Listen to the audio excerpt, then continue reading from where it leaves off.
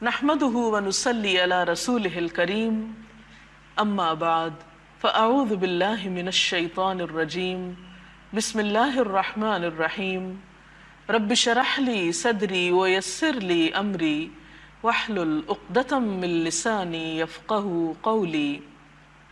ناظرین، ہماری آج کی گفتگو کا موضوع ہے روزے سے رخصت کس کے لیے۔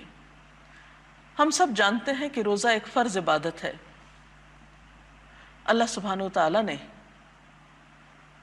کچھ ایسی حالتوں میں روزہ چھوڑنے کی اجازت بھی دی جن میں روزہ رکھنا انسان پر بہت بھاری ہو سکتا ہے، بہت دشوار ہو سکتا ہے۔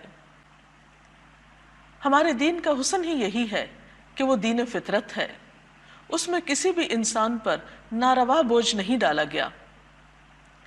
قرآن پاک میں اللہ تعالیٰ فرماتے ہیں لا یکلف اللہ نفسا الا وسعها۔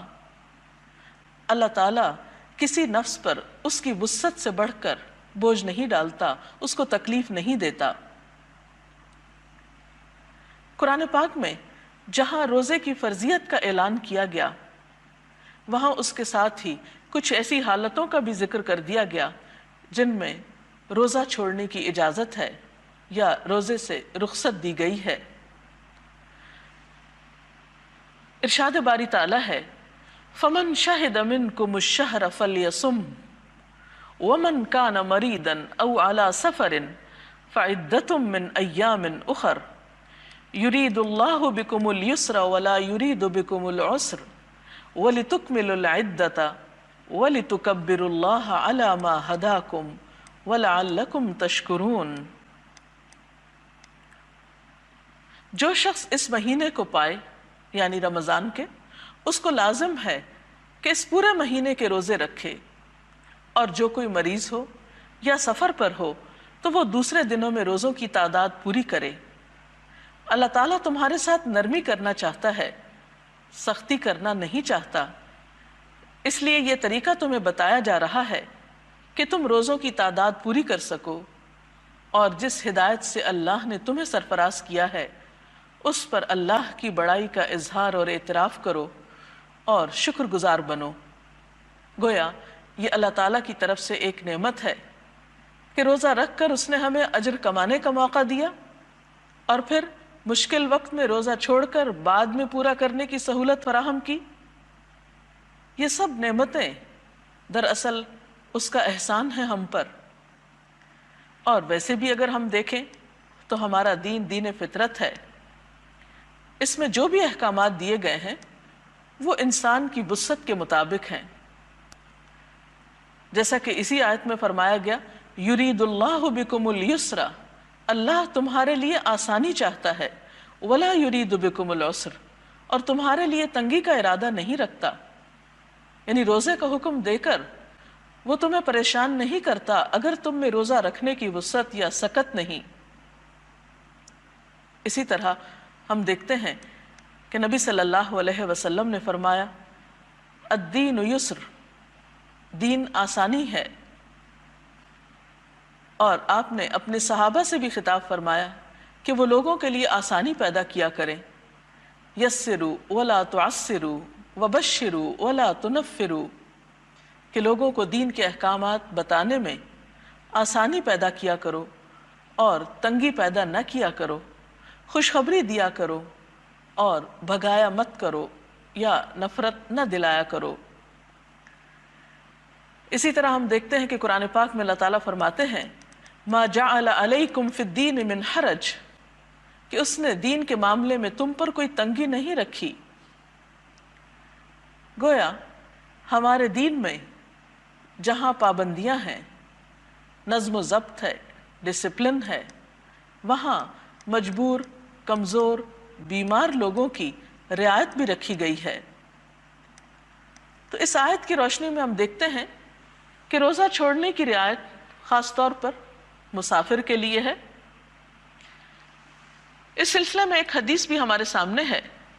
حضرت عائشہ رضی اللہ تعالی عنہا سے روایت ہے کہ حمزہ بن عمرو اسلمی نے نبی اکرم صلی اللہ علیہ وسلم سے پوچھا کیا میں سفر میں روزہ رکھوں؟ اور وہ کثرت سے روزہ رکھنے والے تھے، تو آپ صلی اللہ علیہ وسلم نے فرمایا اگر چاہے تو رکھ چاہے تو نہ رکھ۔ گویا اس معاملے میں چوائس دے دی گئی کہ جو شخص استطاعت رکھتا ہو وہ روزہ رکھ بھی سکتا ہے اور جو چھوڑنا چاہتا ہو وہ چھوڑ بھی سکتا ہے۔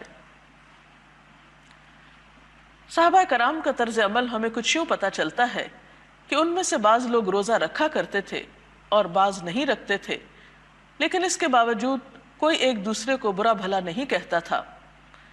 صحیح مسلم کی روایت میں آتا ہے، حضرت ابو سعید خدری بیان کرتے ہیں کہ ہم 16ویں روزے نبی صلی اللہ علیہ وسلم کے ساتھ جہاد کے لیے نکلے۔ ہم میں سے بعض لوگوں نے روزہ رکھا اور بعض لوگوں نے چھوڑ دیا۔ نہ روزہ دار نے بے روزہ پر اعتراض کیا اور نہ بے روز نے روزہ دار پر کوئی اعتراض کیا، یعنی دونوں ہی اپنے آپ کو درست سمجھتے تھے اور کوئی کسی پر عیب نہیں لگاتا تھا، چونکہ دونوں حالتیں درست حالتیں تھیں۔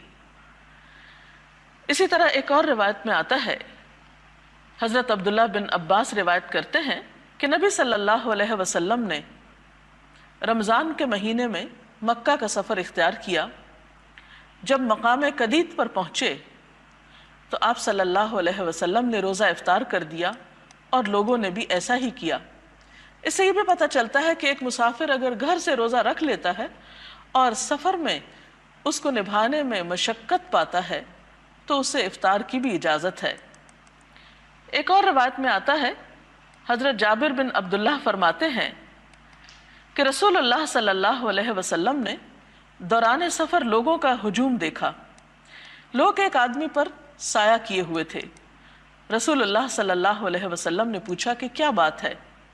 لوگوں نے عرض کیا یہ شخص روزہ دار ہے۔ آپ نے فرمایا دوران سفر روزہ رکھنا نیکی نہیں ہے۔ چونکہ رخصت ہے اس لیے کوئی بھی شخص مشقت میں پڑھ کر اگر سفر میں روزہ رکھتا ہے تو ایسا کرنے سے کوئی نیکی میں اضافہ نہیں ہوتا۔ اس سے یہ پتہ چلتا ہے کہ دین کی دی ہوئی رخصتوں سے ہمیں فائدہ اٹھانا چاہیے۔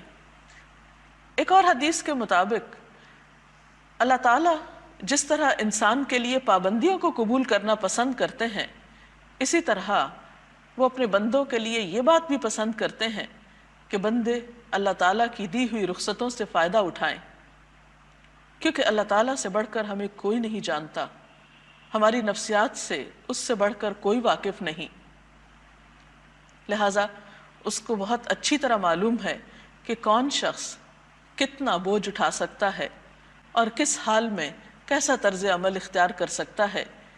اس لیے جہاں کہیں رخصت کا معاملہ ہو وہاں رخصت سے فائدہ اٹھانا بھی نیکی ہے۔ مثلاً ایک اور شخص میں آپ صلی اللہ علیہ وسلم کے ساتھ صحابہ کرام بھی تھے، کچھ لوگ روزے سے تھے اور کچھ نے روزہ نہیں رکھا۔ ایک جگہ پر پہنچے تو سب لوگوں نے پڑاؤ کیا، وہاں روزہ دار تو آرام کرنے لگ گئے، جن کا روزہ نہیں تھا ان لوگوں نے لکڑیاں جمع کی، کھانا پکایا اور دوسروں کی خدمت کی۔ تو آپ نے فرمایا آج کے دن وہ لوگ سارا اجر لوٹ لے گئے جنہوں نے دوسروں کی خدمت کی۔ تو اس لیے ہم دیکھتے ہیں کہ کوئی بھی ایسا سفر جس میں روزہ رکھنے میں مشقت ہو، اگر اس میں روزہ نہ رکھا جائے تو اس میں گناہ یا حرج کی بات نہیں ہے۔ قرآن پاک کی اس آیت کی روح سے مسافر کے علاوہ بیمار کو بھی روزہ نہ رکھنے کی رخصت دی گئی ہے۔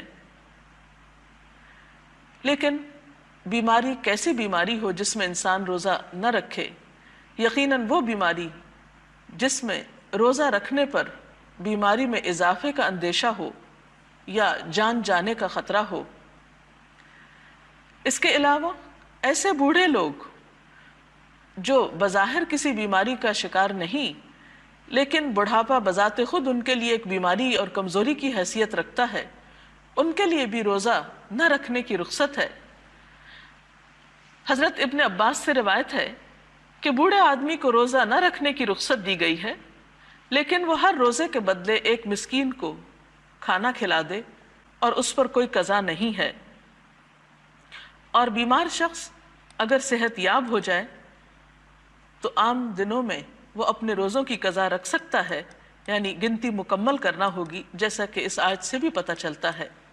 اسی طرح کچھ حالتیں ایسی ہیں جو براہ راست بیماری کے زمرے میں تو نہیں آتی لیکن بیماری سے قریب تر ہیں، مثلاً حاملہ عورت یا دودھ پلانے والی عورت، ان کو بھی روزہ چھوڑنے کی اجازت دی گئی ہے۔ حدیث میں آتا ہے، حضرت انس بن مالک سے روایت ہے، نبی صلی اللہ علیہ وسلم نے فرمایا، اللہ تعالیٰ نے مسافر کو روزہ مؤخر کرنے اور نصف نماز کی رخصت دی ہے، جبکہ حاملہ اور دودھ پلانے والی عورت کو روزہ مؤخر کرنے کی رخصت دی ہے۔ یعنی ایسی خواتین بھی اس حالت میں روزہ نہ رکھیں لیکن بعد میں وہ اپنے روزوں کی قضا دیں۔ اسی طرح حائضہ عورت، اسے بھی ان ایام میں روزہ نہیں رکھنا چاہیے، ہاں بعد میں وہ بھی اپنے روزوں کی قضا دے گی۔ تو یہ چند ایک صورتیں ایسی تھیں جس میں ہم دیکھتے ہیں کہ اللہ تعالیٰ نے اس فرض کی ادائیگی میں لوگوں کو رخصت دی ہے۔